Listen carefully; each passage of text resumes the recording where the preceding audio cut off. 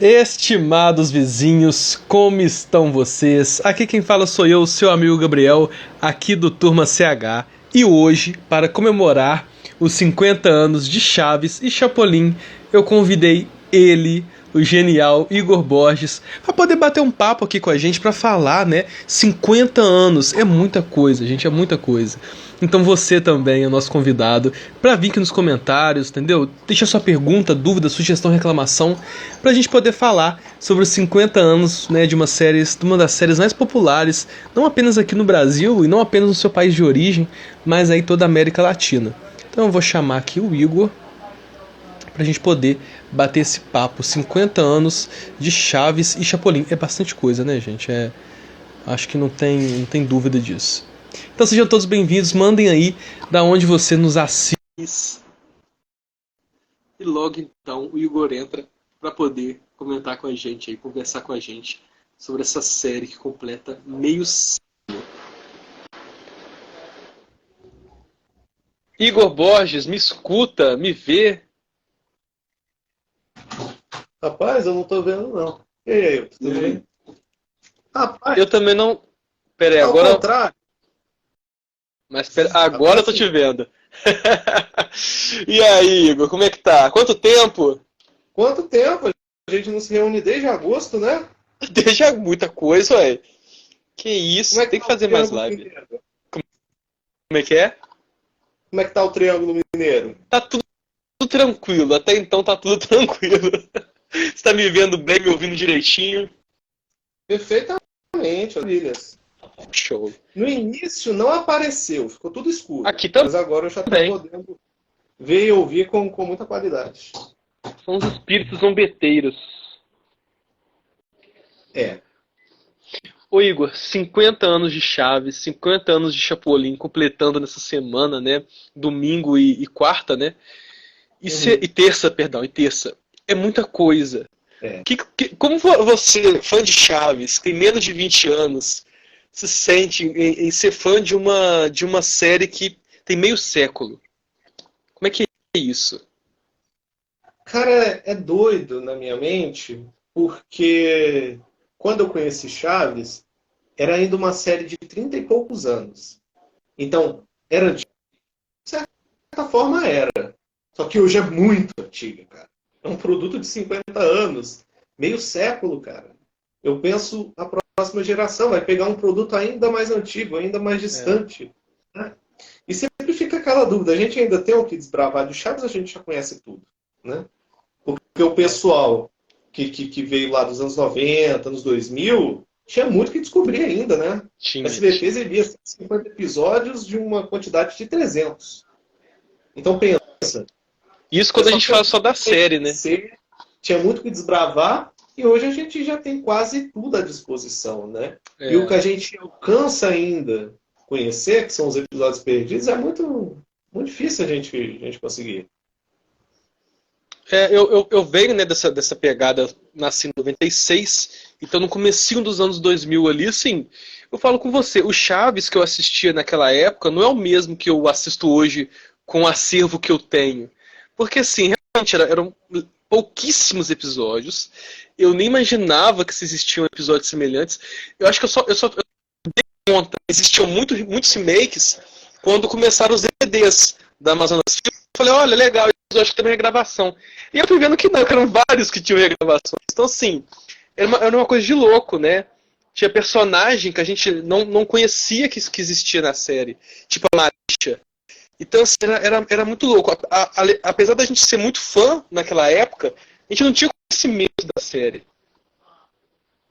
E você pegou uma época de ascensão da série, né? Sim. Embora o SBT trouxesse poucos episódios, uma quantidade de 150, pô, você tinha DVD, você tinha internet surgindo, você tinha TV paga, streaming também. A gente não tem nada, as séries saíram do ar.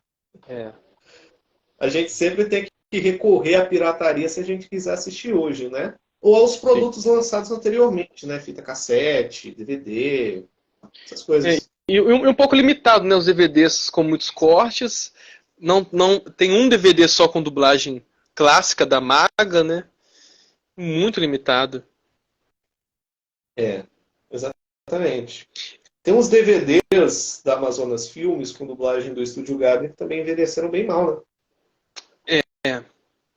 Isso do VHS é engraçado. Esses dias eu tava assistindo Os Toreadores. E eu tinha aqui em casa o VHS dos Toreadores e tinha um VHS da Venda da Vila Parte 1.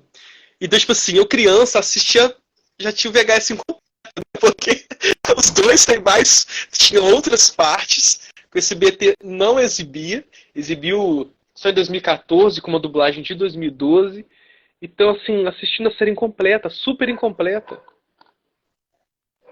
Pode crer, pode crer. E hoje a gente está comemorando aqui os 50 anos de Chaves e Chapolin, que casa também com uma data especial, que são os 50 anos de Televisa, né? Verdade, verdade. Bem pontuado. 50 anos de Televisa. É a gente pensar que o Chaves surge nesse contexto.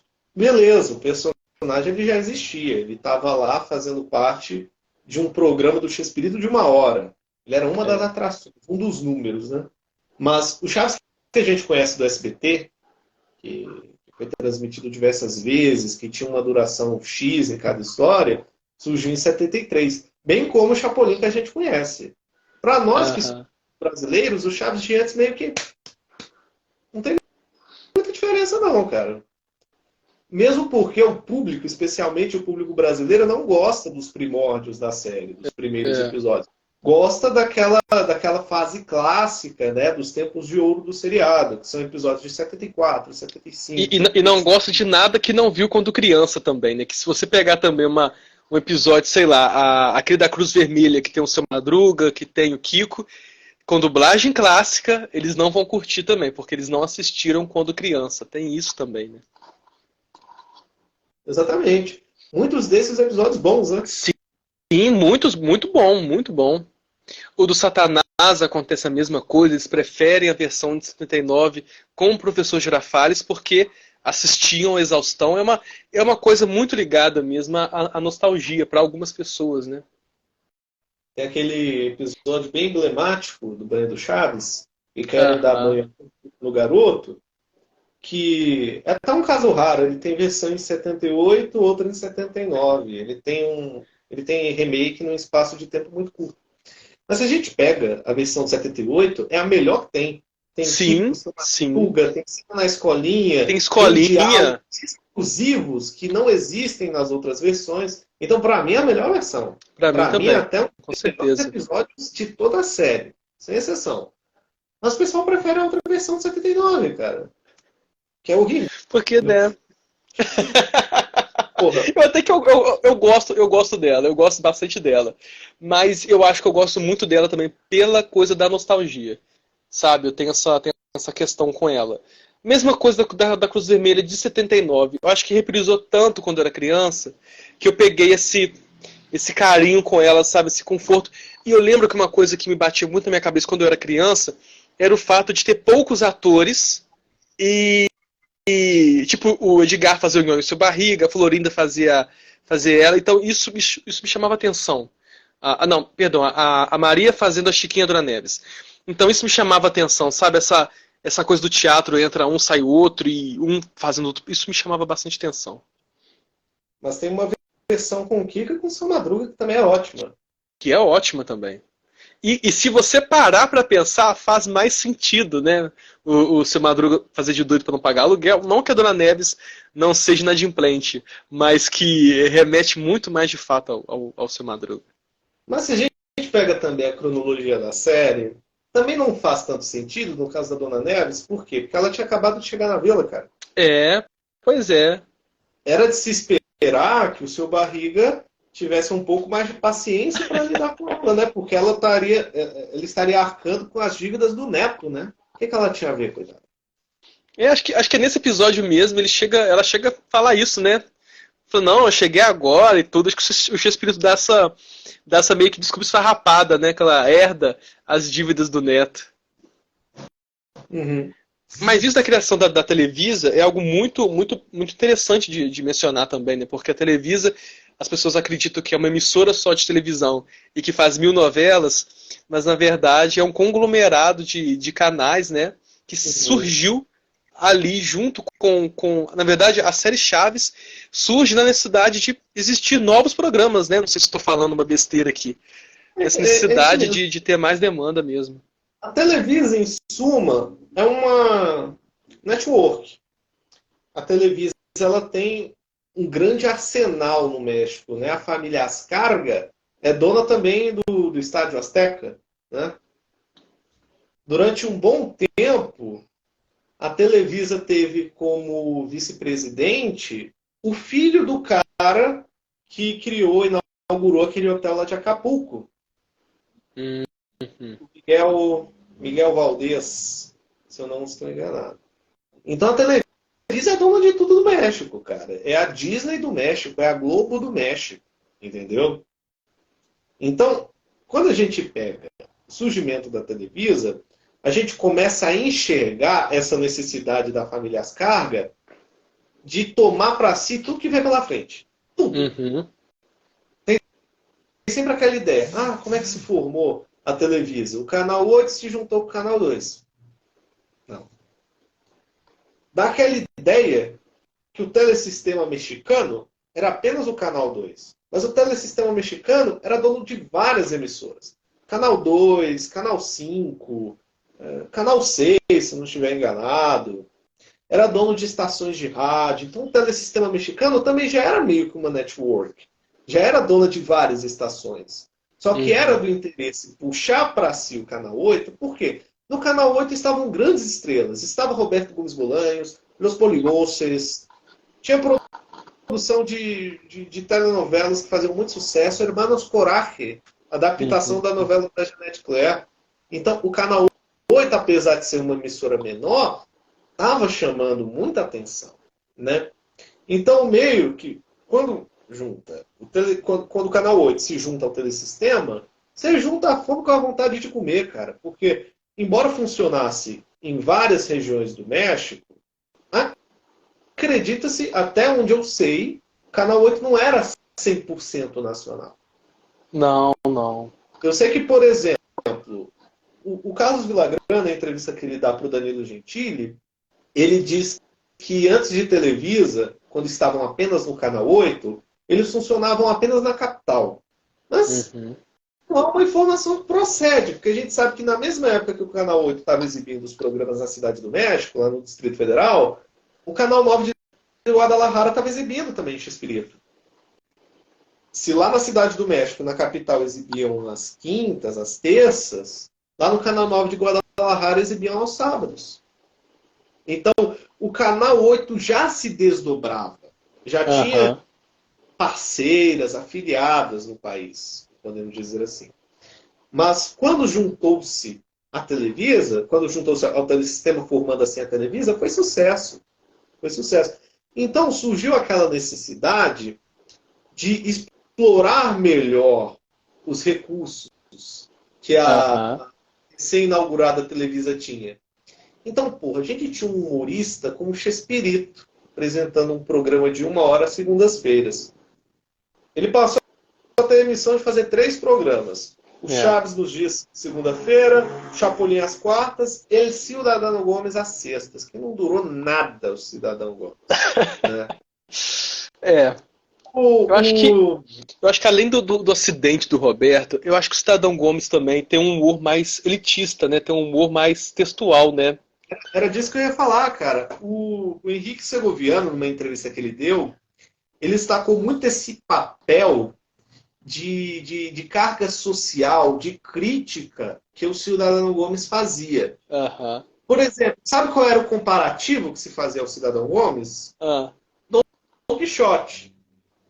Don Quixote é algo marcante da cultura mexicana em especial. Né? Os países hispânicos têm muita apreciação pela literatura de Cervantes. Mas é uma coisa também meio elitista. É quando a gente pensar, por exemplo, Machado de Assis. Machado de Assis aqui é respeitadíssimo. Ou a Luiz Azevedo, ou então Lima Barreto. Mas todo mundo leu? Você chega no seu vizinho, tu já leu Machado de Assis? ele vai titubear, pode ser que ele tenha lido, mas também é bem provável que não. Então, o Cidadão Gomes, ele lembra, se a gente pega o Quixote e a gente pega o Cidadão Gomes, são personagens bem parecidos, né? Aquele cidadão que se acha o carpinteiro do universo, como diria Raul Seixas, aquele cara que quer consertar tudo, porque se sente bem ajudando. Ele não ajuda pela pessoa que está sendo ajudada, ele ajuda para se sentir bem, para se sentir útil, né? E os roteiros do personagem são muito nesse estilo.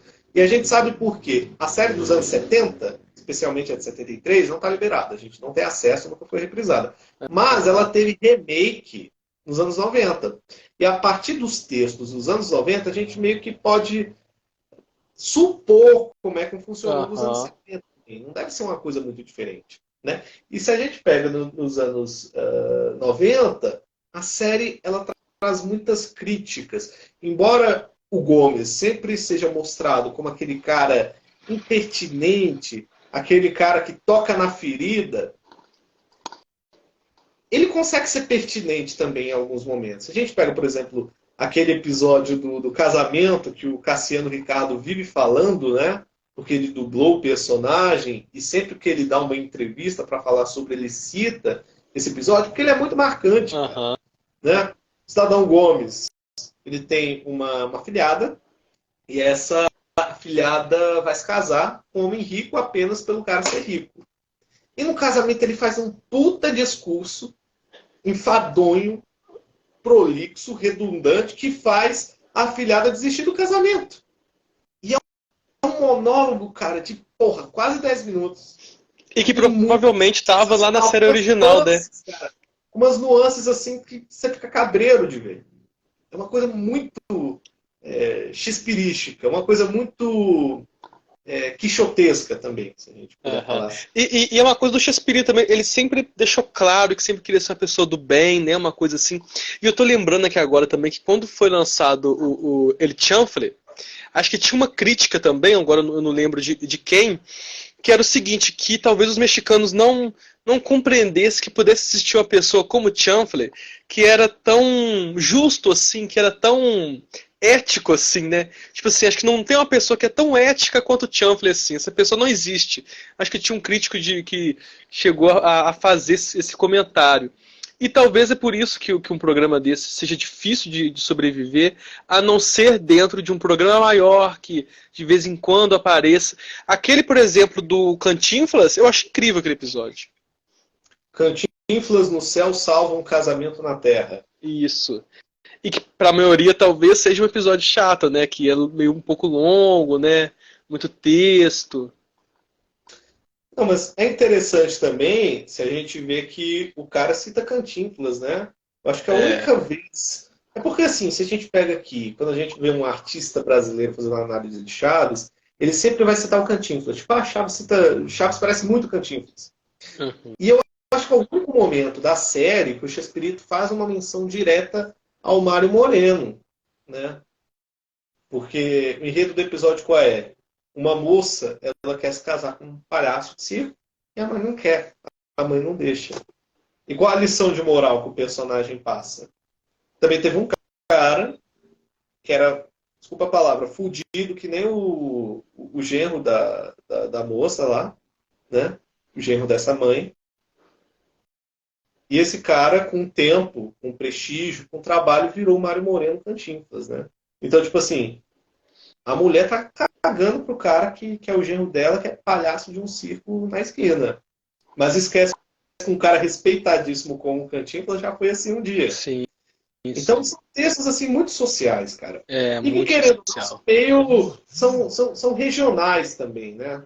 São muito dentro daquela estrutura de sociedade do México, né? Assim, não diferem muito com a nossa sociedade brasileira, mas, querendo ou não, há diferenciação porque são dois territórios diferentes, um na América do Norte, outro na América do Sul, então, querendo ou não, difere, né? Sim. Mas eu tenho muita curiosidade, cara, de poder, sei lá, ver alguma coisa para entender como que teria sido. Porque são duas séries, uma de 70, uma de 73, né, as primeiras ali. e que provavelmente a gente nunca vai poder assistir e que as duas devem ser iguais mesmo, de fato, né? As duas devem ser a mesma coisa, né? Os mesmos episódios. Mas, assim, não deixa de ser curioso, né? Como será que ficou o texto ali? Como que será que isso ficou estruturado, né? E acabou que depois... eu tô pensando nisso agora, né? Por ser um humor mais elitista. Quando teve o acidente do Roberto, eu acho que em vez deles reprisarem, sei lá, a versão de 70, eles reprisaram as sketches de 72, que eram de história, né? Da Vendedora de Flores. Tem uma outra também, cara, esqueci o nome agora. Nossa, me fugiu. Eles, até no livro do Chespirito, eles usavam de capa. Na hora de falar sobre o Cidadão Gomes, eles usaram uma outra imagem de uma sketch de história também. Então, assim, acabou que foi substituído por sketches mais elitista mesmo, né? Com certeza, com certeza. Porque o que acontece, o tal do acidente do Chespirito? Ele estava gravando 3 séries, gravando vários sketches, né? Porque não era só Dava Chapo, Chapolin e Cidadão Gomes. Entre eles tinha um Dr. Chapatinho, tinha um Chompras, sabe? Então o que ele fez? Durante uma gravação, ele foi testar uma arma que seria usada em cena, tirou na própria mão. De um modo que o cara teve sequelas a vida toda. Se você assistiu a entrevista do Chespirito, a mão dele não para quieta. Se você prestar um pouquinho mais de atenção no seriado, em alguma cena, principalmente nas cenas que o Chaves tá paralisado, você vai ver a mão dele dando uns espasmos assim. Sequela, pra você ter uma ideia... O filho do figurante narigudo chegou a comentar que quando o Roberto estava muito estressado, muito ansioso, a mão ficava assim, mexia o dobro do normal. Quando ele chegava de carro no teatro e multidões esperando ele, a mão dele não parava quieta. Não, quando ele estava ensaiando, decorando o texto, tomando café, ele derramava na outra pessoa, né? Verdade. Ou ele se dava um banho de café. O Heriberto Lopes de Anda já falou que tomou vários banhos nesse sentido, né, dele ser desastrado também dessa situação. Acho que tem um episódio que o Chaves, nos anos 90, tem um piripaque e a mão lá, né, mexendo. Exatamente. Nessa época, o Chespirito até então, ele escrevia a máquina. Com esse acidente, ele passou a escrever tudo à mão. Não sei como é que funcionava. Se eles tiravam cópia, provavelmente alguém pegava o texto e transcrevia a máquina para facilitar. Mas a forma como o texto era concebido era à mão, pelo Roberto. Ele escrevia a lápis. Que devia dar um puta de um trabalho, cara. O negócio mais analógico possível. Anos posteriores, ele voltou à máquina, depois ele passou a escrever em computador. Mas nessa época ele escrevia à mão mesmo, os roteiros que precisava, né? De uma forma ou de outra, devido a esse acidente, ele ficou pelo menos 2 meses afastado sem poder gravar nada, né? E nesse período, a televisão, para não perder os 3 programas, passou a reprisar conteúdo da temporada anterior, dos tempos de Chespirito, quando o programa chamava-se Chespirito. E graças ao não acidente, a gente conseguiu ver algumas histórias ali um ano anterior, né? Como do Beijinhos com as primeiras Patti Glória, Quem Semeia Moeda, que provavelmente é o primeiro com Carlos Lagran, o primeiro Festival da Boa Vizinhança. Então há males que vem para o bem, né? Claro que o Roberto, para ele, deve ter sido péssimo, mas para a gente um pouco ali, né? Deu um acervo maior de episódios. Há malas que vem para Bena. O Gasparzinho ali fez um comentário. Pra que usar uma arma de verdade? Eu também acho que não precisava nem de festim, né? A arma era de verdade, só que as balas eram de festim mesmo. Até porque a arma que seria usada em cena, pelo que eu sei, não era uma arma que estava ali só para enfeitar, né? Só para acompanhar o personagem. Não, era uma arma que seria... E foi naquele sketch, né? De Pra uma Mulher Formosa, né? Uma cena de tiroteio, talvez. Entende? Então a arma precisava estar ali. As balas precisavam estar ali. Não era à toa, não. Deve ser naquela, né? Naquela programa Formosa, que ele dá aqueles tiros, né, pra baixo. Dizem que é, mas pode não ser também, né? A É, gente não conhece essa época, e também não dá para cravar. não. Nos depoimentos que a gente tem, nas entrevistas, nas biografias, não tem nada categórico, preciso nesse sentido, que fala, foi no sketch X, foi no episódio Y. Não foi, sabe? A É. gente não sabe. A gente sabe que foi naquela época, entendeu? E tipo assim, é aquela questão, né? O Roberto, ele veio de uma época ali saindo de rádio pra TV e ele passou assim, o humor físico também, né? Passou a ser uma necessidade, né? Porque você tem que usar a televisão. A mesma coisa que aconteceu também no Brasil com o Renato Aragão, né? Você sai de um momento que tudo é muito texto, você precisa usar a imagem ao seu favor. Tanto que o Roberto começou a fazer tudo pulando e saltando, chapolim aí, né? Tudo aproveitando disso. E acaba que um acidente ou outro acontece. O Roberto passou por alguns, né? Acho que dos maiores foi esse da arma e aquela que ele machucou mesmo dos 20 mil beijinhos, né? É interessante a gente ver que, apesar desse fator, o seriado ele é muito bem aceito pelo público com deficiência visual. Então, Chaves tem Sim. esse papel muito democrático, né? De É. agradar a todos os públicos, né? Tanto é que o SBT se viu na necessidade de criar audiodescrição para o seriado, né? Foi o primeiro programa, acho que da emissora, até a audiodescrição foi Chaves. Deve ter sido. E era muito bom também, porque ali foi surgindo ali acho que uma lei, né, que no mínimo na semana devia ter 2 horas de conteúdo em audiodescrição. O Chaves no SBT batia muito mais que isso, né? Um domingo já tinha 2 horas de Chaves. Então isso da audiodescrição realmente, e é algo assim muito democrático mesmo, porque acho que não tem um programa mais democrático que Chaves, né? Pessoa de 8, 9, 10, 80 anos assiste. Então, assim, acho que foi uma boa ideia ter colocado audiodescrição para Chaves também. Para ser um dos E foi bem por isso primeiros. também, foi bem por isso também que quando o Roberto precisou diminuir a carga de trabalho, ele preferiu excluir um programa como Cidadão Gomes e deixou o Chaves e o Sim, Chapolin no cantinho deles. sim. Ainda bem, né? Já pensou se ele tivesse a ideia de fazer, sei lá, um programa X-Espírito e juntar Chaves com Chapolin em um dia da semana, no segunda, sei lá. Ia Ia ser meio tenso. não ia funcionar. Embora Chaves e Chapolin seja tipo arroz e feijão, eu acho legal ter essa diferenciação. Sim, História do Chaves, história do sim. Chapolin, cada um dia para não bagunçar a cabeça da gente, né? É, Porque já tá tão intrínseco, né? Que ia piorar muito a situação, né? O Chapolin ia virar o Chaves Vermelho, né? Como dizem. é. Ia ser tipo isso. E aí, O então, né, Chaves ia ele. ser o Chaves, ia ser o Chapolin criança, talvez. É. E aí, tipo, então, aí surge a Televisa, tem a necessidade de ter mais programas, aí vem Chaves, Chapolin e Chespirito. Tem um acidente do Roberto, elimina o Cidadão Gomes, que para dar maior dedicação, né, a Chaves e Chapolin.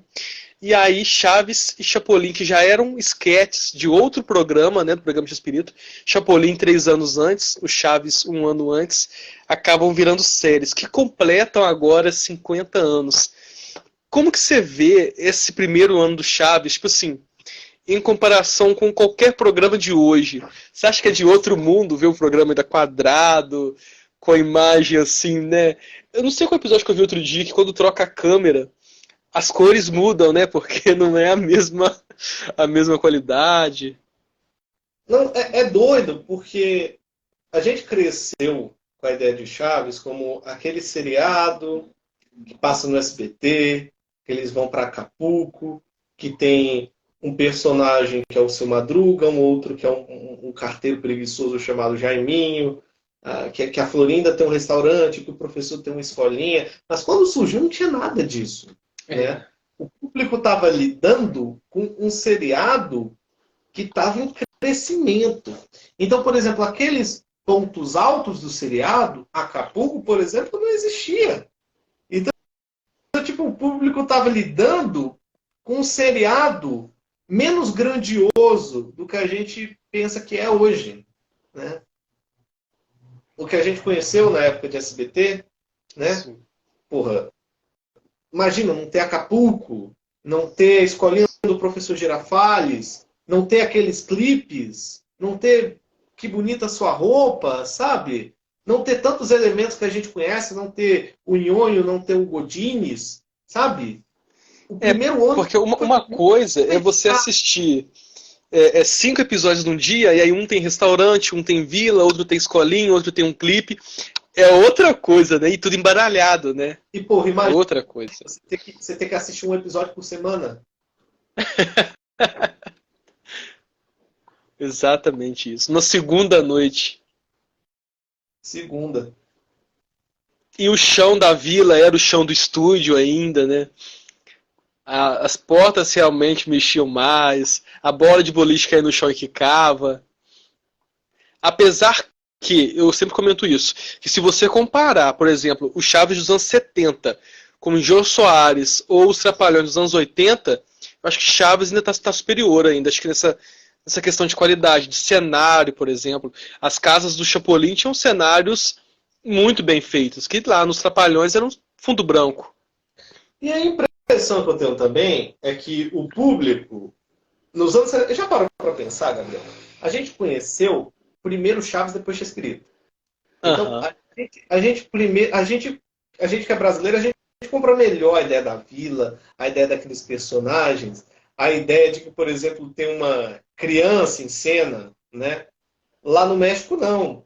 Entendeu? Então, se às vezes para nós brasileiros, Chaves e Chapolin já é a mesma coisa, para o pessoal do México era ainda mais. Porque, por exemplo, em cena, eles não viam o Chaves. Eles viam aquele cara que escrevia para o Viruto Capulina. Sim. Eles não viam o Ramon Valdez. Eles viam o irmão do Tintã. Eles não viam o Kiko. Eles viam o Pirolo do teatro. Entendeu? O Villagrán fazia um personagem chamado Pirolo no teatro, né? Então, os trabalhos antigos dos atores pesavam muito naquele momento. Entendeu? Verdade, verdade. Então é muito interessante a gente pegar por esse aspecto, né? A Maria Antonieta tinha um currículo vasto já, né? Já tinha protagonizado novela, lá em preto e branco, ao vivo. Realmente, tinha toda uma história, né? Tem um rapaz no documentário do Chespirito que ele fala que, olha, o Chespirito fez uma ponta no programa, que ele tomava um sonífero e dormia, e minha mãe falou, olha, ele que escreve o programa. Então, tipo assim, já tinha esse peso, né, em cima do Roberto. Já, com certeza. Com certeza. Eu vi a Florinda falando uma vez, acho que eu até coloquei isso num vídeo que ainda deve sair do Chaves. Ela dá uma entrevista, ainda na época, falando que Chaves e Chapolin era como uma apresentação de teatro. Era um mesmo programa, exibidos em dias diferentes, mas o mesmo programa. O primeiro ato era o Chaves, o segundo ato era o Chapolin, e era assim uma coisa bem teatral, se a gente pega o Chapolin. Se aqui no Brasil, principalmente os jornais da época, viam com maus olhos o fato dos mesmos atores estarem nas duas produções, e de um dia a Florinda está fazendo uma mocinha, no outro está fazendo uma vilã, de repente, no Chapolin, no outro seriado está com bobos na cabeça, avental, né? Lá no México eles viam também com mais naturalidade, porque já entendia essa dinâmica de teatro, né? Aham. Justamente.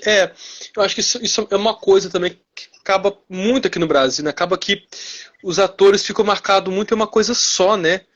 Então, às vezes, uma pessoa que faz um papel cômico, ele fica preso num papel só. Então, sei lá, a atriz que fez a Emília, lá nos anos 2000, qualquer momento que ela aparecer na televisão, ela vai continuar sendo Emília. Ou uma atriz que fez um papel tal, vai ser aquele tal.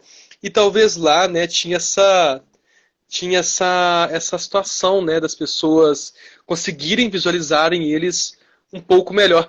Eu estava me perguntando agora, pensando também numa situação, é o seguinte, será que para os atores era meio difícil também ficar preso, às vezes, em Chaves, Chapolin, tipo assim, queria fazer uma novela, ou queria fazer sei lá. Acho que pro Raul, eu acho que bateu isso um pouco, né?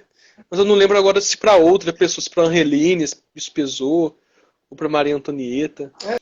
É como a gente pegar, por exemplo, eu acho que assim, muita gente quer ser o Chaves brasileiro, né? Quando o Whindersson e o Tiro Lipa fizeram uma série no Multishow, eles se autodeclararam o Chaves brasileiro. Miguel Falabella também, num documentário, disse: porra, nós somos reconhecidos pelo Sai de Baixo até hoje em dia, nós somos o Chaves brasileiro. Mas eu acho que se tem um seriado que, eu não estou falando que é igual, não estou falando que é a mesma coisa, mas que se equipara a Chaves em alguns aspectos, é a Grande Família. No sentido de que você assiste aquilo, você se identifica muito fácil com os personagens. Ah, eu sou o Tuco, minha mãe é a Dona Nenê, sabe? De igual maneira, o que faz que o Chaves se perpetue também é essa identificação que o público tem, sabe? Sim, Porra, eu sim. conheço um cara que faz bico, que veste aquela calça jeans surrada e tal. Associa o cara que conhece o Seu Madruga, sabe? E se identifica com os personagens. Ah, eu conheço uma velha que tem bobs na cabeça, sabe? O público cria essa identificação com o que vê na tela, né? Eu acho que se Usa as equipara frases no dia a dia. então, esses seriados que têm muita identificação popular, eles se perpetuam, né, bastante. E a Grande Família teve esse mesmo problema, se a gente pega, né? A Marieta Severo, por exemplo, ela tinha muita vontade de que aquele programa acabasse, né? Diversas vezes que o programa acabasse, até que o programa teve um fim em 2014, né? Porque ela tinha vontade de fazer outros papéis. E de fato fez, né? Teve de família, ela foi fazer uma vilã em Verdades Secretas, depois emendou uma outra em Outro Lado do Paraíso, né? Fez teatro. Isso é importante, né, pro artista. Pode parecer uma questão de vaidade? Pode, e de fato é. Mas, cara, imagina você 14 anos fazendo a mesma coisa, dia após dia. Deve cansar pra caralho, meu irmão. Deve.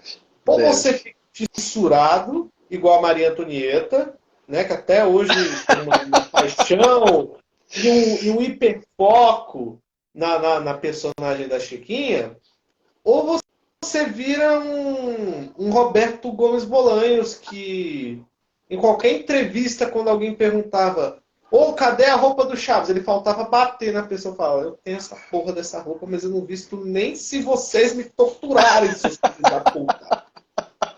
Tipo isso. Quase nesse tom. Não exatamente com essas palavras, mas com essa intenção.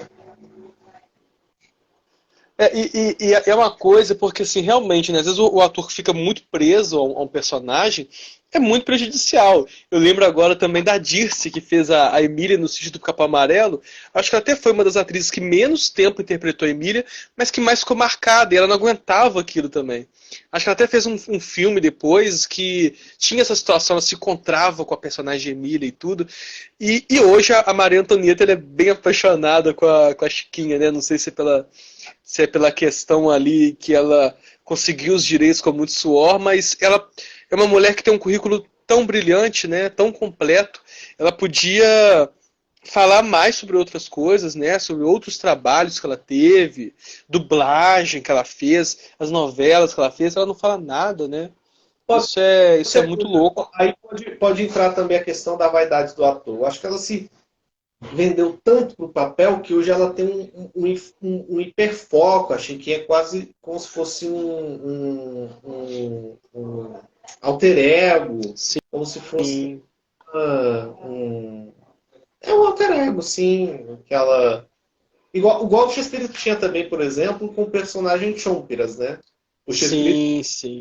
Eu gosto muito desse Chompiras, porque através dele eu posso falar coisas que eu não tenho coragem. Então, talvez a Maria Antonieta de Chiquinha, ela faz coisas que, enquanto Maria Antonieta, uma senhora de 75 anos de idade, 76, né, que ela tem? 76. De 76 anos de idade não pode fazer. Então, ela desconta na Chiquinha. O Gasparzinho fez um comentário aqui bacana também, ó. Que o Carlos Lagran, por exemplo, podia ter feito outros personagens e ficou só no Kiko. Cara, eu acho que assim, na dublagem do Chaves, todos os dubladores ali são incríveis, todos eles são. Mas eu acho incrível como que o Nelson Machado, ele conseguiu alinhar perfeitamente aos tipos do Carlos Lagran, sabe? Ele consegue, assim, ele sabe exatamente qual cara que o Carlos está fazendo e seguir uma linha de manter aqueles personagens novamente. Acho que eu não sinto tanto isso com outros dubladores. Então, quando ele faz o chinesinho, apesar dos vários nomes que já teve, ele sabe o jeito que é. Quando ele faz o Carlos mais sério ali, né? Isso ficou muito bacana nesses vários tipos. E o Carlos nem era um ator assim, ele fazia teatro, fazia uma coisa ou outra, mas ele não tem aquela mesma formação que tem a Maria ou que tem o Edgar, sei lá. E ele se dá muito bem nisso e uma pena também ter focado apenas em Kiko, né? É. Não, é porque o Nelson ele é um cara muito versátil, né? Ele é um cara É. de um currículo e de uma facilidade, né? O Nelson tem aquela fama de cara que dubla muito rápido, né? Ele pega a coisa muito...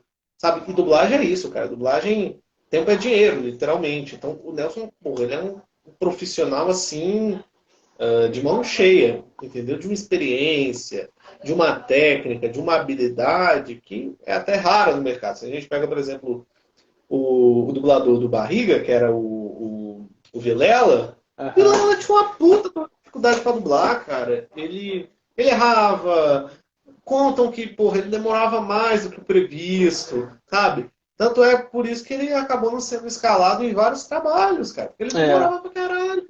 No próprio Clube do Chaves, né? Acho que o Mauro Lúcio chegou a comentar, né, que ele achou que não daria conta de dublar o Botijão, por exemplo, que era um personagem que falava mais rápido e que o trabalho seria muito denso. Isso é complicado mesmo. Uhum, com certeza. E sobre essa parte do Chaves lá, do Chapolin, né, completando 50 anos, e ali, já no comecinho, o Chapolin já era exportado, né? Acho que é o primeiro material da televisão a ser exportado antes mesmo das telenovelas, né? Que são famosas no mundo inteiro, né? Uhum. E aí, Então, tipo, pode falar. o Chapolin foi foi a primeira série no México, na Televisa, a ser exportada, antes mesmo do que as novelas. E olha que a Televisa teve muita produção que foi parar nos quatro cantos do mundo, né? A Televisa tem a própria Escravizaura, que é Os Ricos Também Choram. Os Ricos Também Choram pararam no Japão, Estados Unidos, Inglaterra, várias regiões do Brasil, pô, fez muito sucesso no Uhum. Brasil. Mas quem abriu as portas foi justamente a série do Chapolin. Em 1974, o primeiro país foi a Nicarágua. A gente sabe por quê. Porque na entrevista que o Villagrán deu ao Jô Soares, ele fala isso, ele cita a Nicarágua como o primeiro país. E tem uma entrevista da época mesmo, 1974, que eles falam, porra, a gente está indo para Nicarágua porque o nosso seriado já chegou até lá, né? A época só tinha na Nicarágua, na Colômbia e no Equador. E Equador chegou acaba que muito são cedo. países também que compartilham os mesmos problemas, né? E acaba que a identificação também é muito grande. É.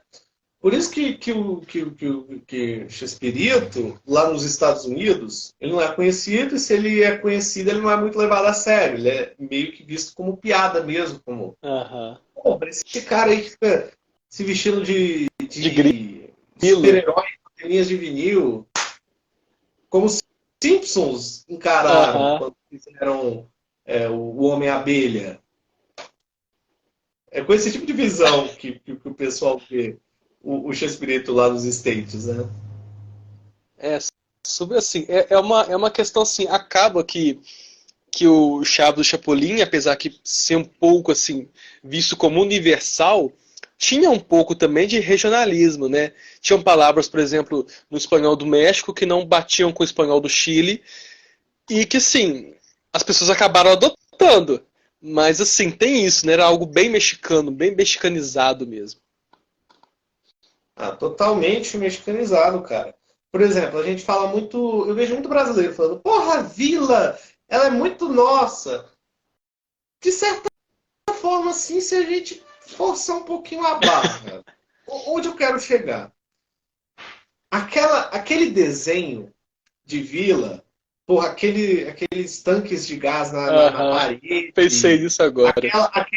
aquela sobreposição de objetos, né? Aquela escadaria, principalmente, não é uma criação, não saiu da cabeça do X-Espírito. Ela não é meramente ilustrativa. Ela é real, porra. Se você assistir. Até Maria do Bairro. Assiste a Aham. Maria do Bairro. Tem alguns momentos que mostram cortiços daquele que lembram bastante a vila. Tem um episódio do Chapolin também, que é o episódio que tem uma luta de boxe, que se Aham. passa numa vizinhança também, num cortiço, que é idêntico à vila. Idêntico, idêntico, idêntico à vila. É isso é muito, muito bacana mesmo, né? Que tem essa identificação totalmente que está aí no Igor. Responde os comentários, Igor. O horário não permite falar de filação, não. Não, Não. não. Eu não aguento são as teorias do Jonathan sobre esse negócio de relação entre elenco. Não aguento. Eu não aguentei ele com as teorias dele. Mas enfim, eu lembro que tinha Tanto que ele página. vive falando, né? Tem aquela tal da. Aquele senso comum, né? Ah, o Carlos ele tinha uma relação com a Florinda. Não, era extraconjugal. Então É, não sei se dá para chamar de. Não sei se teve uma relação. Relação pode ter tido. Relação, outros 500, né? porque, Então, tipo assim, né? Diz o Carlos que foi coisa de um dia, né? Uma coisa assim. Mas sabe o que acontece em relação a Chaves no Brasil? As pessoas tentam romantizar tudo ao máximo. Tanto, por exemplo, que eu tenho uma teoria que é a seguinte: o SBT fez o máximo para esconder que o Chaves não estreou no Bozo. O SBT tentou ao máximo colocar, tipo assim, não, esse é do Chaves foi no Bozo, lá em 84. E não, eles têm um relatório lá escrito que era em outro programa. O tal TV Pau, né, com Mara Maravilha. Quem mais? Paulo Barbosa. Então, assim, eu acho que tem essa romantização, sabe, de mudar a data, de mudar sentido, de falar que se existia um triângulo amoroso entre elenco. é. Você falou uma coisa agora há pouco, eu queria retornar uma coisa que você tinha dito agora há pouco. Que como o Chaves ele é muito regional, a gente que é brasileiro, a gente lida com piadas que não fazem sentido. Se a gente pega um episódio onde o seu Madruga vira para o Chaves e fala Estou falando de gente de la Tora, o Chaves vira e fala Aham. não se diz de la Tora, se diz de la vaca. Ou seja, não se diz da toura, se diz da vaca. Um trocadilho com delatora é uma cacofonia, né? No Brasil não funciona. Tentaram colocar. Ah, eu estou falando de cagueta, não se diz cagueta, se diz careta, ou se diz chupeta. Sabe? Não funciona. A piada Não pode funciona. funcionar? Pode, mas é ruim. A piada ruim, a É, piada é sem graça. Acontece muito com a gente. Mas acontece também com o os pessoal de fora. energéticos. Eu precisei, eu precisei fazer uma pesquisa a respeito de, a respeito de uma piada X de um episódio do Chapolin, para saber o que ela significava, né? No espanhol. E aí eu entrei em contato com 5 pessoas diferentes. Professor de idioma, gente do Uruguai, gente do Chile, gente com formação. E cada uma dessas 5 pessoas me deram uma interpretação diferente da mesma piada. É muito da época também, né? Então, não somos nós apenas os brasileiros que ficamos sem entender uma piada desenhada lá no México. Pessoal da Colômbia, do Chile, do Equador, do Peru também fica sem entender. Por exemplo, eu sou fulano de tal. Seu Madruga fala, eu sou fulano de tal. Que cura para ele e fala, mas você fabrica chocolate? O seu Madruga, quando fala em fulano de tal, diz um nome, acho que de um rei, Luís Quinto, uma coisa assim. Vamos supor que é Luís Quinto. Ah, eu sou Luís Quinto. O que fala? Ah, você vende chocolate? Porque na época no México existia um chocolate com o nome desse Luiz Quinto. Agora no Brasil, na Espanha, na Itália, Chaves sobre a Itália também. A piada faria sentido? Não. Então não somos nós, os brasileiros, apenas que ficamos sem entender uma piada. Pessoal de outros países também. Por isso que eu defendo. Chaves no Brasil teve a melhor dublagem que poderia ter tido. Os melhores profissionais, um pessoal assim de experiência, o pessoal que veio lá da IC, né? Aquele estúdio tradicional paulista dos anos 60. Mas, cara, é inevitável. Chaves A adaptação para artistas brasileiros, para a história do Brasil. É mais apreciável, não para nós, que nós já somos muito acostumados com o português. Mas para uma pessoa que está conhecendo agora, é mais apreciável no espanhol se ela tiver conhecimento do espanhol. Porque, primeiro que eu acho muito mais espontâneo a atuação dos atores. Espanhol. Né? Não estou trazendo aquela visão elitista, eu não gosto de dublagem. Não é essa visão elitista, cara. Eu estou trazendo uma visão de quem já comparou espanhol com português. Não é visão elitista.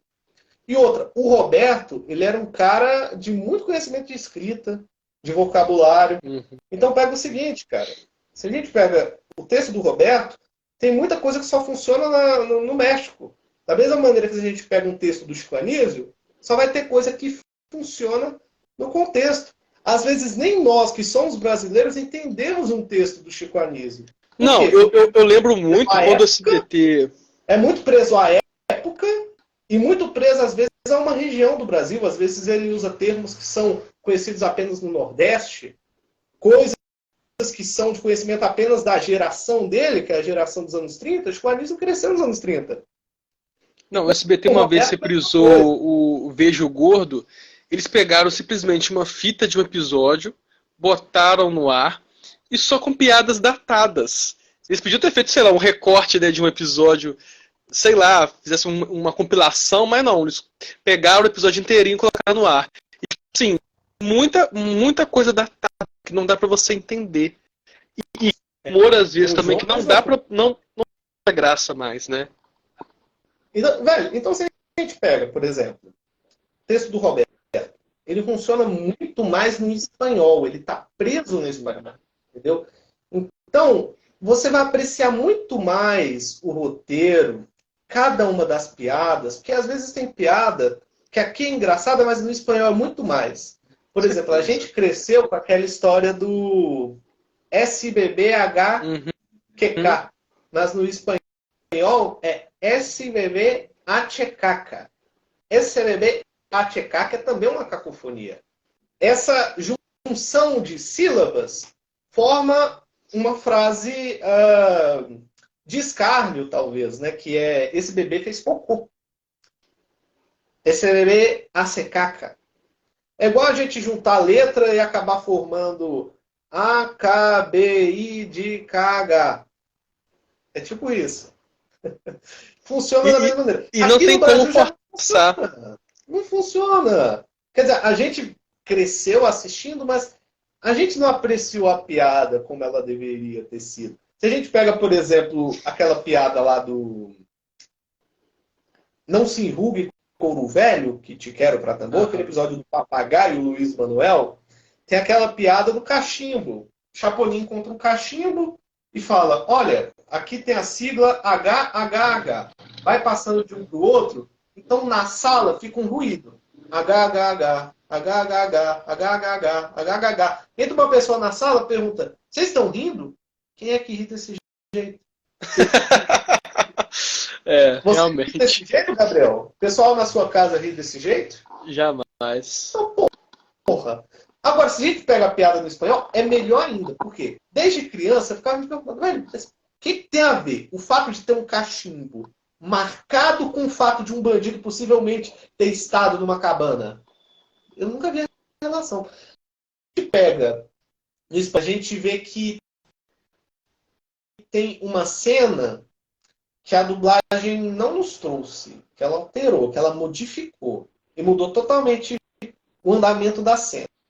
Era uma cena que o Chapolin se aproximava do rádio, um cachimbo em mãos, e perguntava para o radialista Qual é o nome do bandido? E o radialista, quebrando a quarta parede, responde: Gerardo Garça Gonçalves. O Chapolin pega esse nome e ele repara. A sigla do nome do cara é GGG. No caso do espanhol, Hehehe. Tava no cachimbo. Então ele assimila uma coisa com a outra. Tá? Porra! Sabe? E aí ele vai passando o cachimbo de um pro outro para falar, olha, a sigla é Hehehe. Aí fica um Hehehe, Hehehe, Hehehe, Hehehe. Entra uma pessoa na sala. Vocês estão rindo? Completamente diferente, né? Completamente diferente. Completamente diferente. Ou seja, você vai apreciar essa piada muito mais no espanhol. Não estou falando, parem de assistir Chaves no português, com a visão elitista, né? Eu não sou o Jô Soares, cara. Não, eu não sou. Eu não sou aquele pessoal que faz vídeo. Meu nome é Igor e eu estou há uma semana assistindo a Sessão da Tarde. Não, não, não, não. Eu lembro muito também da piada da tinta, né? É uma das melhores artes que a gente tem, um dos melhores mercados de arte que nós temos no Brasil, a gente deve valorizar. Só que eu também tenho que considerar algumas coisas. E considerando essas coisas, Chaves no espanhol é muito bom. Não tem essa de que o português melhorou o seriado. Isso é coisa de gente que assistiu 1 ou 2 episódios no espanhol, assistiu um trecho, assistiu 5 minutos, 2 minutos, e já está julgando. Gente que não conhece, gente que não entende espanhol, gente que não assistiu ao seriado, no espanhol também, e está julgando o livro pela capa. Quem realmente já assistiu um bocado de Chaves no espanhol, sabe que é muito bom, em alguns momentos até melhor do que o português pelos fatores que eu apontei aqui. As questões de piadas que fazem sentido lá e não aqui, essas coisas. Não, e é muito mais vivo, né? Eu acho que tem isso também, tem essa coisa de estar mais vivo. Até alguns casos que os câmeras dão risada, eu acho que você sente mais aquela coisa de teatro, né? Que, tipo assim, que tá ali, né? Com certeza, cara. É muito bom. Você falou uma coisa muito interessante, cara. É mais natural, né? Mais porque natural. Aqui o pessoal faz até piada, falando, as risadas do Chaves parece um bando de cachorro latindo. Lá não, às vezes as risadas se misturavam com as risadas dos próprios profissionais. Equipe de produção, né? Os próprios profissionais, né? Igual aquela cena, uma cena, por exemplo, que eu acho que não tem graça no dublado, mas que em espanhol muda totalmente, é aquela que o Chapolin, naquele episódio das goteiras, ele joga água no Ramon e ele não aguenta de rir. Se você assiste aquilo dublado, você nem percebe tanto que o Roberto tá rindo. Mas quando você escuta no áudio original, que tem os câmeras cagando de rir ali, cara, é outra coisa. É outra coisa. Realmente. Você não muda totalmente de figura. Você sente uma coisa de teatro mesmo, né? Que acaba que num programa montadinho não dá pra você ter essa noção, né? O Nelson Machado tem uma frase, né, que ele fala que a dublagem ela pode deixar o programa bom ou piorar ele, mas ele nunca vai deixar o programa melhor do que ele já é, porque ele tem que ser igual ao original. Se ele tenta ficar melhor do que o programa vai ficar ruim porque a ideia não é aquela. E realmente não adianta, né? Se a gente pega a dublagem do Cassiano Ricardo, que era um cara que não era de dublagem, e que se meteu a dublar o Chespirito, a gente vê que ele não seguia as regras, né, que era ser fiel ao original, ele inventava muito, né? Em alguns momentos isso era perfeito, mas também teve algumas situações onde deu escorregadinha. Vacilou. Não. Quando eu comecei a assistir o programa X-Espírito, cara, isso foi uma coisa que me incomodou muito. Eu lembro que eu assisti lá, uma das primeiras que eu assisti foi aquela do Chirrin Chirrion do Diabo, lá dos anos 90. E aí que aí uma piada era o seguinte: eu nunca quis transar com a sua avó. Falei, gente, não tem nada a ver com o X-Espírito falando esse tipo de frase. Não tem nada a ver. Não tem nada a ver. E ele forçando, né, essa ideia. Naquele episódio ele inventou muito, né? Você pegar também, ele faz. Quando o Chespirito fica criança, fica chorando igual bebê, né? Esse episódio do Chirrinho Chirrion, Ele faz uma voz de bebê, ele tenta fazer uma piadinha, mas não funciona. Não. Funciona, é. Aquela dublagem desse episódio é caótica, só que caótica pra ruim, Pra não caótica pra bom. É. Ele inventava muito, né? Tanto que o episódio também do Cidadão Gomes, acho que ele não identificou que era o Cidadão Gomes e fez um sotaque, né, totalmente diferente. Ele fez sotaque italiano pra porra do Espírito. Ele tentava inventar umas coisas que não fazia sentido. Não era do momento, não precisava ali. Não. E cara, é interessante a gente ver também o seguinte, que a gente falou muito sobre o seriado ter viajado em vários lugares do mundo e foi parar na Itália também. E é interessante a gente ver que, para nós, a gente tem uma visão que o Chespirito tem mais sucesso na América Latina, né? Nos países vizinhos, no Brasil, principalmente. Só que o Chaves, ele foi parar na Itália e, pelo visto, ele não foi uma simples produção, uma produção qualquer. Ele foi vista como a produção. Aquele negócio top, né? Antigamente tínhamos apenas pequenos trechos de Chaves em italiano na internet. E se você vê os comentários recheados de italiano comentando, porra, eu assisti esse programa quando eu era garoto, eu quero mostrar pro meu filho. Na internet eu só encontro em espanhol, não sei espanhol, cara. Eu quero muito rever esse seriado, eu lembro, tinha muito carinho, era engraçado. O pessoal lembra com carinho, com uma paixão que a gente vê, porra. A gente compara e pensa, porra, parece muito o sentimento que os brasileiros têm pela série também, porra. Sim, Parece. sim. Eu observei muito isso também quando apareciam os episódios mais completinhos. Esse tipo de carinho, né?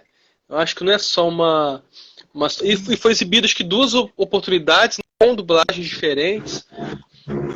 Então dá pra perceber que realmente, apesar de ser uma coisa um pouco regional, lá dos anos 70, acho que deu pra levar lá pra Itália, que é um país completamente diferente de Brasil e de México, né? País europeu. País europeu. Não tem os nossos problemas. Se o cara quer identificação, ele vai assistir um filme do Roberto Benigni, ele vai assistir o Pinóquio da Disney, que tem toda aquela representação das províncias e dos aglomerados, né? E das casas assim amontoadas, sabe? Aquilo é representado no filme do Pinóquio. No Chaves é uma coisa totalmente diferente. Eu acabei de dizer que o desenho da Vila é mexicano. É mexicano. E mesmo assim fez sucesso lá, cara. Os bichos gostaram pra caralho. Surgiu agora um cara que postou uma quantidade grande de episódios no YouTube, uns 40, 50 episódios. Pelo que eu sei, ele conseguiu acho que 54. O cara que subiu, ele tinha em casa uns 50, ele conseguiu mais uns 10, 12 com o irmão dele, também tinha gravado, e postou no YouTube. Eu sei que eu tenho muito interesse no futuro, não é agora que eu estou ocupado com outras coisas, estou focando meus estudos em outras coisas, mas, porra, eu tenho muito interesse um dia aprender italiano. Se eu for aprender italiano, eu vou usar aqueles... Eu já tenho um acervo. Como estímulo, como forma de me acostumar com o idioma, né, cara? Porque, porra, um seriado que a gente gosta, tem uma dublagem italiana e uma dublagem que é considerada boa, porque muitos desses profissionais que dublavam o seriado lá nos anos 80 continuam dublando muita gente de sucesso na Itália, cara. Sim, sim. Personagem de Harry Potter, sabe? Do Muppets. Com ótimos profissionais. Então, o produto caiu em boas mãos, né? Se a gente puder dizer assim. Não, isso é muito interessante. Para mostrar de fato, né, que não é um programa qualquer. Porque como que um programa sobrevive mais de 50 anos em um país diferente, né? O Brasil mesmo por si só. E é engraçado porque o Brasil também, ele não aceita tão bem produtos do próprio país. Porque se você observar, por exemplo, se compra muito filme americano, né? E se você pensar, os filmes da Argentina são muito mais semelhantes aos filmes que se produzem de fato no Brasil, né? Os dramas, as histórias. Os programas mexicanos, outros programas mexicanos não chegam aqui, por exemplo. O Reino Derbez, Família Peluche, nada disso chega aqui, né? O Chaves chegou e ficou. Mas o brasileiro não compra tão bem outros programas assim. Compra, sei lá, Friends, compra The Big Bang Theory, nada contra. Mas que são comédias muito diferentes, né? Tem até aquele negócio que nos Estados Unidos são adultos vestidos de adultos com comportamento infantaloide. E já em Chaves, para nossa surra total, são adultos vestidos de criança com comportamentos maldosos. Então, assim, acaba que esse humor, né, o brasileiro não compra tanto. Antes da gente começar a ligar aqui a live, você estava me comentando do especial que teve agora do Castelo Rá-Tim-Bum. Acho muito interessante a gente fazer uma comparação entre o Chaves e o Nino. Você pega o Nino do Castelo Rá-Tim-Bum, você sabe que é um adulto, mas no fundo você encara como sendo uma criança. Sim. Tudo bem ele ser uma criança, ele pode. Ele é uma criança, mas ele pode, cara. Entendeu?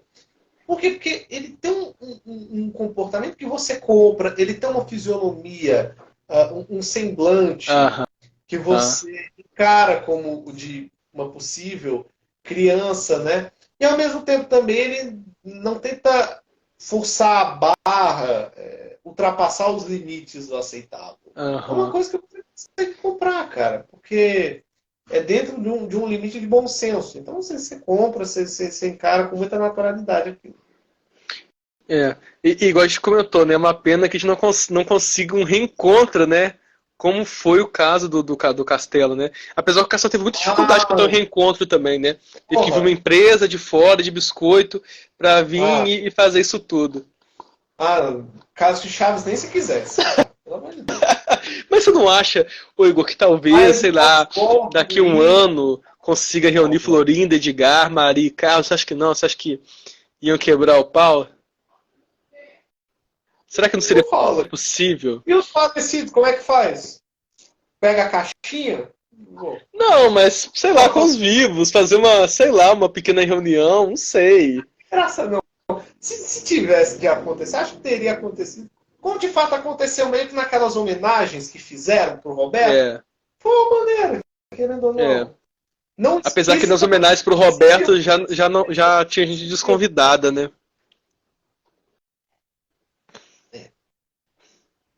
Exatamente. E é doideira, eu tive pensando nisso também, que a Televisa sempre, claro, homenagens justas pro Chespirito, mas nunca teve uma homenagem assim pra Chaves, né? Uma coisa assim, vamos fazer um evento de Chaves, mesmo sem... é difícil também, porque não pode convidar um, não pode convidar outro, né? Como é que você faz também uma homenagem pro seriado, né? Exatamente. É uma coisa meio polarizada, talvez, se a gente puder chamar assim, né? Por exemplo, vai ter o evento da Florinda, mas que a gente sabe de ator mesmo do elenco vai ter apenas a Florinda, né? Mesmo se quisessem chamar outros atores, quem garante que eles iam? Cara, e eu tô lembrando de uma coisa aqui também, que eu acho que o Edgar chegou a comentar que, por exemplo, ele ia fazer o show aqui no Brasil, 2010, e ele não sabia em tese que ele ia encontrar com o Carlos Villagrán aqui. E eles fizeram, na verdade, acho que só uma coletiva de imprensa, eu acho. Ele chegou a falar, olha, tem anos que eu não vejo o Carlos, não tenho amizade com o Carlos e tudo, mas tá tudo tranquilo. Mas, tipo assim, ele mesmo não tinha essa familiaridade com o Carlos Villagrán mais, né? Não existia isso. Se brincar, a última vez que eles se encontraram foi aí. Sim, acho que sim, foi mesmo. Outro dia eu tava lembrando de por exemplo, aquele programa do Luiz Bate que tinha lá na Band, que durou pouquíssimo tempo. Aí fizeram um reencontro do Edgar com a Ana Lilian. Os dois nem contracenaram, assim, né? Acho que no máximo um episódio, né? Então, tipo assim, acaba que realmente é difícil fazer um reencontro de fato quando alguns atores já faleceram e os que estão não tem essa coisa, né? Não tem essa conectividade, não tem essa relação. O fato vai chegar o momento depressivo da conversa agora. Quanto mais tempo passa, mais o seriado fica distante. Mais ele fica longe da gente, né? Então, por exemplo, já não dá pra gente fazer certas coisas. Por exemplo, se a gente quiser, por exemplo, fazer um documentário, é muito difícil a gente ter a presença dos atores ou da equipe, né? É difícil.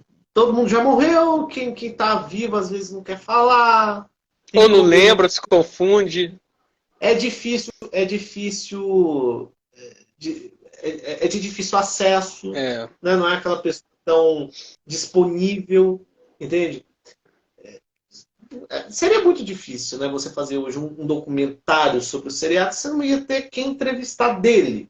Você ia ter que entrevistar fã, né? É. Como fizeram recentemente aí, o Leandro Lemos, ele fez um documentário. Aham. Ele fez um documentário do YouTube, um webdoc aí. Eu E lembro ele foi disso mesmo. fãs. É. Acho que seria interessante se tentasse essa proposta de novo. Eu acho que o problema desse documentário, se eu for fazer uma crítica a ele, é que quem estava dando depoimento ali era mais um público nostálgico, era mais um Sim, público que sim. gostava da série. Não era um público que tinha estofo, que tinha conhecimento suficiente para falar sobre o assunto Pra propriamente dito. agregar algo diferente, né? Não era nada diferente. Conseguia trazer alguma coisa? Conseguia. Mas junto disso, tinha muita informação falsa, tinha muita curiosidade, muita informação relevante que acabava ficando de fora. Entendeu? Sim, Então, sim. em linhas gerais, se eu for falar, eu posso dizer que escolheram as pessoas erradas para entrevistar. Claro, claro, Se fosse claro. bem sincero, é isso, entendeu? Eu acho que se fizessem hoje com as pessoas certas, com material de arquivo certo, uma consultoria certa, com alguém orientando, Como foi, por ajudando, exemplo, o documentário sobre episódios perdidos do Fórum Chaves, que ajudando ficou muito a bom. montar uma cronologia, ajudando como montar uma narrativa, era sucesso. Com certeza, com certeza. Não, esse documentário dos episódios perdidos do Fórum Chaves ficou muito bom. Ficou muito bom. Sou suspeito a falar, né, cara? Eu assinei roteiro. Primeiro, eu assinei roteiro dessa merda. E eu fui um dos entrevistados, né? Eu E e tem o o quê? Lucas. 2 anos? Oi? Tem uns 2 anos já, não tem? Ah, tem Tem mais. Eu mais, né? gravei meu depoimento em 2020. Eu tinha 14, 15 anos de idade. Olha que doideira. Agora você tem quase 30, é doideira. No fenótipo, sim, né?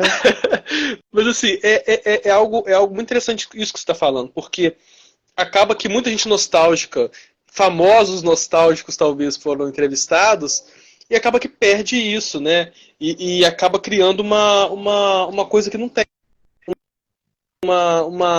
Umas informações um pouco avulsas, umas coisas que às vezes a pessoa lembra, mas não existe. Eu tô cansado de pessoa mandar. Tem coisa que eu não dá nem pra responder, que a pessoa manda lá pra mim assim, e aquele episódio que o Chaves entrou no barril e tem uma mansão, não sei de onde a pessoa tirou isso.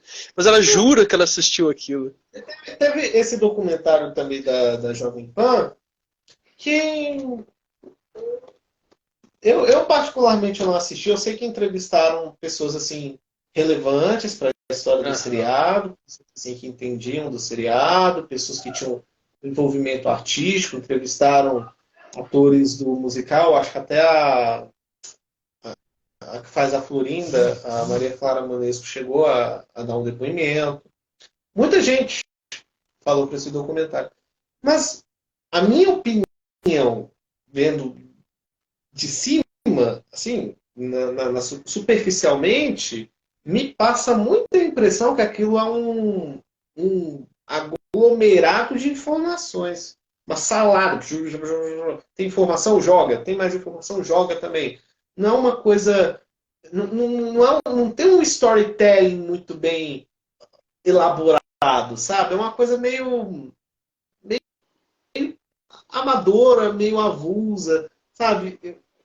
Eu acho assim que, deixando de lado a nossa visão do Aham. seriado, sabe? Tendo uma visão assim de narrativa, de storytelling, uma visão técnica, aquilo também pode ser considerado insatisfatório, talvez. Na minha Sim, opinião. sim. Falando besteira E, porque eu cara, não assisti e ao mesmo tempo, especialmente. eu acho que infelizmente, acho que o material mais ou menos, né, tirando algumas partes ali, que ficou bom nesse sentido, foi o caso do SBT 30 anos, da Patrícia Bravanel. Acho que a primeira parte que ela conta a história do X-Espírito na televisão, que eles até usaram de outro documentário, ficou bacaninha, né? Ficou uma coisa Ficou assim, bacaninha. ficou, Ficou bacaninha. ficou bacana. Ficou porque a equipe de produção daquele programa era do caralho, bicho. Sim, sim. Acho que todos os programas que eles fizeram ali, né, contaram outras histórias também, ficaram boas, né? É. Porque se a gente, se a gente vê a praça, Golias, eles fizeram especiais sobre essas outras Sim. produções do SBT e ficaram muito bons. Era uma equipe de pesquisa ótima que sabia utilizar muito bem o próprio material de arquivo. É. Então, satisfatório. É um bom documentário, verdade. É, É uma coisa assim ficou legal, bom, é. uma coisa que entretém. Né? Porque no fórum a gente vê Chaves como uma coisa meio. A gente vê. A gente tem quase um trabalho de militância. A comunidade de Chaves é quase missionária, É. sabe? Gosta muito de trazer informação sobre o seriado, às vezes gosta mais de trazer informações sobre os bastidores do que comentar do próprio seriado, comentar uma piada, comentar um E é fator. isso que às vezes o fã comum, né? O fã que viu no SBT, ele quer, né? Ele quer ao máximo falar o máximo de frases do seriado possível. Ele quer, sei lá, quer jogar isso, né? Aquela coisa assim, sei lá, várias frases aleatórias da série, né? Eu acho que, querendo ou não, existem muitas páginas, porque todo produto que é muito querido, ele vai ter um fã-clube, ele vai ter páginas, ele vai ter sites, ele vai ter canais. Não existem canais apenas sobre Dragon Ball, sobre Star Wars, sobre Marvel. E é natural que exista sobre Chaves. Só que eu acho, eu até comentei contigo hoje mais cedo, que eu acho que durante muito tempo teve-se na comunidade de fãs de Chaves, no momento de se trazer as informações e produzir conteúdo, um tom muito professoral. Se fosse um, tava tudo bem, só que em todas as páginas, sabe? Sim. E Eu não eu sei acho se às vezes é o pessoal que era do blog, acho que não sei se foi pro Instagram em peso, porque tinha muito blog de Chaves. Tinha não. muito blog de E aí, Chaves. se a gente pega a situação, a gente vê o seguinte: o mais ideal a ser feito é priorizar. Como é que eu digo? É priorizar pensar no conteúdo como algo interessante. Antes de Uhum. tudo, antes de você trazer um conteúdo que seja muito aprofundado ou que seja pouco aprofundado, você deve se perguntar: esse conteúdo é interessante? Alguém vai querer assistir? Porque pode ser que a gente faça uma coisa despretensiosa como a gente está fazendo hoje, né? Uma É. live, né? Que é uma live muito mais de amigos e agregados do que uma live para fazer uma plateia inteira se reunir num teatro de arena e assistir, né? Não, é uma coisa muito mais de amigos e agregados. E tá tudo bem, cara. Tem espaço para isso também. Né? Sim, Outras sim. páginas fazem igual. Só que há um momento também que a gente tem que trazer um conteúdo para uma coletividade. Né? E quando a gente traz um É. conteúdo para coletividade, antes de tudo, o conteúdo tem que ser interessante. Tem que fazer a pessoa se prender, pensar, porra, isso é legal. Não, Sabe?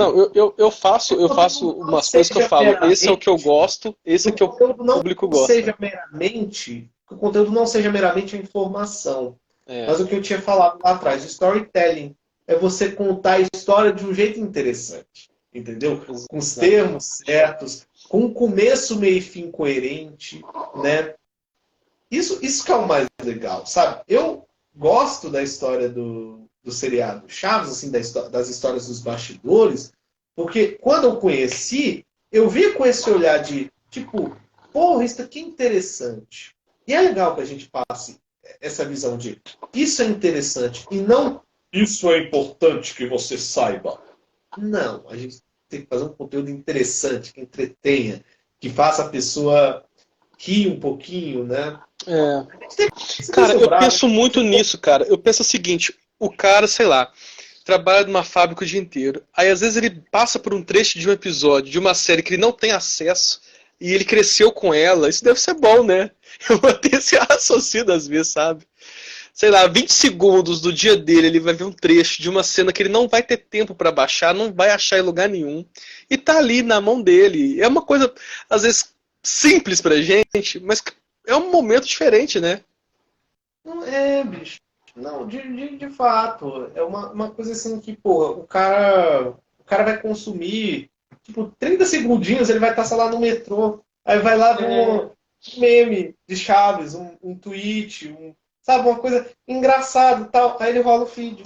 E pronto, acabou, cara. É uma coisa pequena? É. Mas é importante pra ele também.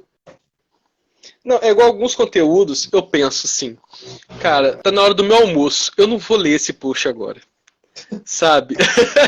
Eu penso tipo O que isso, sabe? motiva a pessoa a ler uma coisa não é uma coisa assim corriqueira, uma informação assim que você pode procurar dando um Google. O que faz a pessoa ler uma informação, essa informação for tipo, uma novidade do caralho, ou se ela for tipo, uma descoberta muito. Ou se for um conteúdo muito interessante a ser lido, né, que traga um contexto histórico legal, sabe? Tem que ser interessante, tem que ser É, atrativo, não é só informação, cara. Chaves não é uma ciência, Chaves é um seriado de um país de terceiro mundo, cara. Tem que E ser a gente encarado. bate, e a gente bate naquela trave de novo. Uma série que tem 50 anos, tem mais de 30 na televisão brasileira, e a gente fala de Chaves desde sempre. Você acha que vai chegar um momento que não vai ter mais o que se falar em Chaves? Porque eu até comentei com você, né? Será que nós só estamos aqui hoje porque um dia o SBT tinha uma exibição muito porca e tinha muito mistério e começaram-se as páginas de Chaves? O que você acha disso? Você acha que se Chaves tivesse uma exibição bacana, nós não estaríamos aqui hoje? E você acha que vai ter o que a gente falar de Chaves daqui 10 anos? Até para encerrar, né, a conversa que a gente já está. Já, nós Caramba, estamos quase fazendo um 2 filme. horas. Acho que é um ponto interessante para a gente É. concluir a conversa. É o seguinte, que você tocou num ponto interessante. Talvez daqui 30 anos a gente não tenha mais lenha para queimar do seriado. Eu acho que não pelo fato de uma emissora tratar mal o seriado, sabe? A gente não precisa ter uma exibição porca só para falar dele, né? Independe disso. Eu acho que o importante é ter novidade, é o seriado estar sendo transmitido, que não está. É É. interessante isso. Mas assim, Chaves, mesmo se a gente. Porque a gente está falando assim sobre conversar sobre o seriado com frequência, o que a gente faz, de Aham. fato faz. Eu acho que não. Vai diminuir, tá certo diminuir, porra. Você vai ficar forçando a barra? Você vai ficar sugando até a última gota? Não tem como, cara. Não tem como. Então, cara, o jeito realmente é a gente encarar no futuro como algo nostálgico, né? Talvez Aham. a gente sempre tenha no nosso imaginário, talvez a gente sempre converse, não com a mesma frequência. E tá tudo bem, entendeu? Como coisas do passado, Trapalhões. Trapalhões é muito legal, mas a gente não é uma conversa do dia a dia. Porra, você viu Aham. o episódio? Não, não. É. Já foi, mas em algum momento a gente vai citar, né? E você acha que talvez para Chaves Seja continuar dentro, vivo? de- seja dentro do contexto do próprio seriado ou num outro contexto. Tipo assim, a gente pode estar conversando sobre o seriado num contexto igual a esse, de live destinada a Aham. ele, ou a gente pode estar citando o seriado no meio de um outro assunto aleatório, porque a gente lembrou de alguma coisa semelhante. Igual eu fiz aqui, cara. Por exemplo, eu falei aqui do. Eu comparei um personagem do Roberto, que é o Cidadão Gomes, com o Quixote. Pode ser que no futuro alguém esteja falando, será, sei lá, de Clarencio o Otimista e fala: porra, aspecto tal, lembro Chaves. Isso é bacana, cara. Isso que é o mais legal. Chaves nunca vai morrer. Claro, vai perder Isso. um pouco aquela frequência de sempre se Aham. falar. Quanto mais velho ficar, mais distante vai ficar. Mas o nosso imaginário vai ficar sempre. E você Sempre vai ter acha uma que pessoa às vezes vestida. Sempre vai ter uma pessoa vestida com as É. roupas, sempre vai ter alguém usando um bordão. Eu mesmo adoro usar os bordões do seriado no dia a dia. Volta e meia eu falo um suspeitei desde um princípio, sabe? Prefiro evitar a Ah, fadiga. assim. Ou então, por exemplo, tem aquela fala do Kiko que é que alguém corrige ele. Aí ele fala, por isso eu digo que Ah, sim. Coutinho, eu uso volta e meia. Então, tipo, vai Não estar tem em por algum, onde eu também amo usar. vai ter algum cantinho daqui, mas não vai ser o nosso foco. A vida segue adiante, né? Então, vai chegar uma hora realmente que, igual, por exemplo, antigamente tinham muitos sites, muitas pessoas envolvidas, né? Com o tempo essas pessoas sumiram, tiveram outros focos. Mas que, porra, tinha um evento, tinha um lançamento, ia lá, marcava É. presença. Sempre vai estar presente com menos frequência? Sim, mas sempre vai estar. Chaves está num panteão agora de obras atemporais que nunca serão esquecidas, isso eu te garanto. Tá? Ou não. E tipo, Chaves virou livro, virou desanimado, musical no Brasil. Você acha que precisa de uma nova produção para daqui a um tempo as pessoas lembrarem da série clássica, ou que ela seja, ou que ela volte ao ar, né? Porque ela nem está no ar por questões de não acordo? Pode existir, será bem-vindo, mas não é também tão necessário, não, vou te falar. Se vir, tudo bem, legal, é bom, agrega. Mas, tipo, eu não vejo tanta necessidade de surgir novas produções, não. Sinceramente, não. Você acha que igual só lembra da família Adams de 64? Você acha que não teria como surgir, sei lá, uma versão diferente de Chaves, sei lá, com criança, ou sei lá. Se bem produzida, sim, né? Só que a gente viu muita porcaria também sendo feita usando seriado. É, tem esse Vandinha é uma medo, né? super produção, porra. É Tim Burton, porra. É. Ô, Igor, pra finalizar nossos 50 anos de Chaves Chapolin também, pra gente não ficar aqui Hum. entregar pro hora um. Que você tem a dizer, assim, pra finalizar desses 50 anos de Chaves Chapolin? Que você acha de 50 anos, de estar assistindo uma série, né, na sua pirataria, claro, que não tá mais no ar, que foi feita há 50 anos, tela quadrada, três câmeras. Como eu te falei, ainda me assusta um pouco o fato de já ter completado 50 anos meio século, né? Porque a tendência é sempre ficar mais distante. Então a gente meio que fica distante de um tempo de infância, adolescente. Né? Na infância, por exemplo, eu me lembro de estar assistindo ao seriado no horário do almoço, depois de chegar Uhum. da escola. Na adolescência, eu me lembro de sair da escola no final da tarde, fazer tudo que eu tinha para fazer, exercício e tal, conta matemática. Chegava 11 horas, ninguém me atrapalhava. Era eu e o Multishow. Eu e o Chaves. Uhum. Eu conhecendo episódios que eu não conhecia, as dublagens novas, sabe? Então, faz parte da minha vida e quanto mais distante, quanto mais tempo o seriado ganha, mais distante eu vou ficando dessa época áurea. Então vai ficando, vai sobrando apenas aquele sentimento de nostalgia e aquelas coisas que muita coisa a nossa vida cotidiana apaga, né? Dessa convivência Uhum. com infância, com obras, com séries, né? Muita coisa é apagada, né? Mas outras ficam, né? Então a gente guarda também os bons ensinamentos, as piadas, os bordões que os seriados nos trouxeram, né? Por exemplo, eu fiz uma live com o Thiago e ele me perguntou, porra, qual foi a melhor coisa assim que o seriado ensinou? Eu lembrei daquele clássico episódio do Seu Mundinho, Nossa, um aham. senhor já aposentado, vivia num asilo, numa casa de repouso, e tal como o Quixote, novamente aqui, enlouqueceu. O Quixote, o Alonso Quijano, de tanto ler livros de cavalaria, né, que eram livros assim mais popularescos, né, vamos chamar assim. Não eram livros eruditos, né? Eram livros popularescos, né? O que Kano enlouqueceu. Aí ele passou a se imaginar o Dom Quixote, o cavaleiro andante, sabe? O cara que está sempre montado no seu cavalo, o cavaleiro da triste figura, como ele era chamado. Tal como o Quixote, esse senhor, enlouquece de tanto assistir televisão. E tal como o Quixote se imaginou um cavaleiro, o cara se imagina o Chapolin Colorado, um super-herói, né? Precisa que o próprio Chapolin apareça para ele para falar, cara, por que você quer ser o Chapolin? Ele fala, porra, eu quero ser importante. Para mim, o Chapolin ele é muito importante.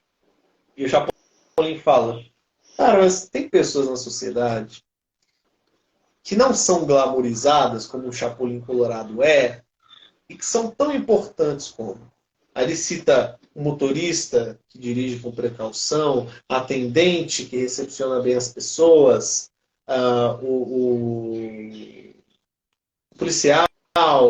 Ele cita várias profissões na sociedade que ajudam na nossa vida cotidiana.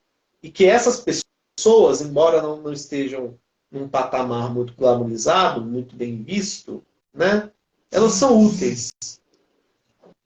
Aí o cara para raciocinar e fala, porra, eu fui agente sanitário, cara. Fui fiscal sanitário. Eu sempre trabalhei com honestidade, eu nunca fiz vista grossa para nenhuma coisa, eu nunca fui subornado, não. O cara concluiu que ele não precisava ser o Chapolin Colorado para se sentir bem, para se sentir útil, para se sentir importante. A partir do momento que a gente trabalha, que a gente estuda, que a gente faz alguma coisa que seja de útil na sociedade, a gente fez o nosso papel. Então, eu acho que o seriado ele ajuda muito na nossa vida, na nossa visão de mundo, na nossa filosofia de vida, né? E a gente leva adiante. Vai enfraquecendo, a gente fica sem assistir. Eu não tenho mais o hábito de assistir o seriado desde que saiu do ar. Então, uns 3, 4 anos assim, eu não sento a bunda na cadeira para assistir um episódio, só para meramente rir. Né? Quando eu assisto é mais para trabalho, né? Seja no fórum, seja no Vila do Chaves, né? Faz parte dos dois, né? Então, apesar disso, apesar desse distanciamento, o seriado se faz presente em muita coisa, né? Ele foi muito, muito importante. Essas obras, né? A música, o humor, os livros, eles ajudam muito na formação do nosso caráter, sabe? Com certeza. Chaves, então, porra, aprendi muita coisa com esse seriado. Não, esse final do seu mundinho do Chapolin, ele é incrível. Eu lembro muito agora também do final da saga do cinema, né? Que o Chapolin fala, né, que podem derrubar as paredes, podem derrubar o estúdio, mas o que o cinema fez vai continuar refletindo na vida de todo mundo que vai assistir o filme ainda. E é isso, né? Eu acho que é isso que acontece com Chaves também, né? Podem tirar do ar, mas vai ter gente que vai lembrar, vai ter gente que vai achar um jeito de assistir. E as séries vão continuar tocando. Algumas pessoas... Cara, falar isso agora na live que eu falei com você antes da gente entrar. O caso da criança que tem o autismo, né? E o professor fez um barril para ele lá na sala de aula. E isso fez com que ele estivesse estudando, continuasse na sala de aula. Isso é incrível. Foi fantástico. O moleque ele tem um hiperfoco no seriado Chaves, né? Então, se tratando do Chaves, ele aprende melhor, ele tem mais gana, mais vontade de aprender, né? E o educador responsável, o pedagogo, ele elabora questões utilizando o próprio seriado, cara. Isso é fantástico. É de uma humanidade incrível, né, cara? Acho que aquela leitura melhorou tanto meu dia. Achei aquilo sensacional, cara, de verdade. Não, eu acordei hoje, todo mundo me mandando essa notícia no direct. Foi acabando lindo, de acordar, e tipo assim, aquilo é incrível, é incrível. É bom saber que tem gente que continua sendo humano, né? Apesar de um... Cara, eu falo isso, tem um primo meu, ele estudou comigo nos anos iniciais ali do ensino fundamental, sem sacanagem, a sala era dividida entre os burros e os inteligentes. Tinha essa situação para ensinar diferente para a mesma sala, e essa era a palavra. E tipo assim, hoje isso é inadmissível, né? Isso não existe hoje. Então, assim, é interessante isso, como que o mundo tá um pouco mais humano, né? Que dá para existir e que uma criança conheça Chaves, né? Eu acho que eu pensei que eu não conheceria mais alguém que conhecesse talvez as séries. Pois é, com certeza, com certeza. Ficou a lição pro dia de hoje, essa sexta-feira. Fica. Para os 50 anos de Chaves e Chapolin. Muito bem comemorados. Muito bem comemorados. Ô Igor, eu quero te agradecer muito mesmo, tá? Por ter aceito esse convite sempre em cima da hora, né? A gente poder fazer uma live, bater um papo. Mas você sabe que eu gosto demais da sua companhia, gosto demais dessas nossas lives. Vamos fazer mais, não vamos deixar fazer duas por ano, não. Vamos fazer mais. E a gente tenta achar algum tema que ainda dê para explorar em Chaves. Se não tiver, a gente volta nos episódios perdidos, a gente volta em alguma coisa do tipo. Algum assunto polêmico a gente reinventa. Ah, com certeza. Com certeza. Vamos ver se as séries voltam, né? Peraí. Ah, não vai dar pra ver. Deixa eu desligar o. Ah, não. Aqui, ó. Agora, aham. Show. Onde Aqui você tá arrumou azul, isso? mas tem amarelo, viu? Show, nunca tinha visto isso, não. Mas aqui valeu mesmo, muito obrigado por ter comemorado com a gente esses 50 anos. Igual eu te falei, eu acho que assim, eu tava nessa dificuldade de saber como comemorar 50 anos de Chaves e Chapolin. Fiz um vídeo lá no canal do YouTube, quem tá assistindo corre lá pra poder assistir. Mas eu acho que uma live nossa aqui, eu acho que dá pra comemorar bem. Tem 2 anos que a gente faz esse tipo de live, né? Que a gente tem esse papo de boteco. Eu acho que é incrível, que é sensacional. Tem gente que fica aqui com a gente, que assiste depois. O Pedro e a Juliana estão sempre aí comigo. Isso é incrível. Então, assim, mais uma vez, muito obrigado mesmo, viu, Igor?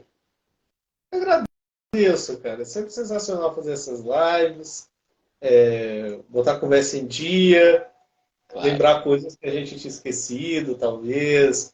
Acho que é sempre muito agregatório, é sempre muito bom. Faz bem pra mim, prosear um pouquinho.